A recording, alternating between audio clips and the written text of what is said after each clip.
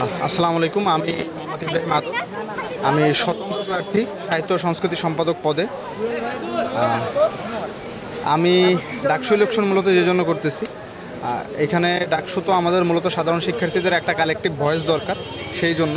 এবং আমার পদে স্পেসিফিক্যালি যে জন্য করতেছি, আমাদের সাহিত্য এবং সংস্কৃতি কেন্দ্রিক আমাদের বিশ্ববিদ্যালয়ে অনেক অনেক ঘাটতি আছে, যেই ঘাটতিগুলো আসলে আমাদের, আমি মনে করি বাজেট স্বল্পতা না, আমাদের একটু সদিচ্ছা হলেই এগুলো করা সম্ভব।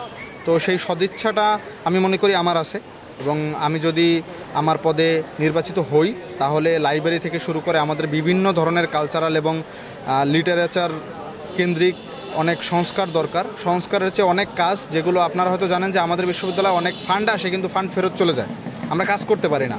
তো আমাদের কাজের স্কোপ আছে।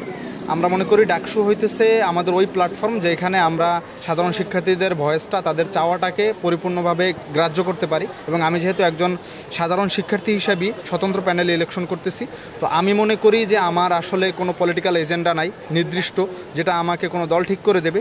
তো আমি শিক্ষার্থীদের এজেন্ডাই আমার এজেন্ডা, শিক্ষার্থীদের সাহিত্য এবং সংস্কৃতি নিয়ে যা চাওয়া সেটাই আমার চাওয়া। আমি চেষ্টা করব তারা যা চায় আমার পক্ষ থেকে আগামী 1 বছরে যা কিছু করা যায় আমি করব। ধন্যবাদ।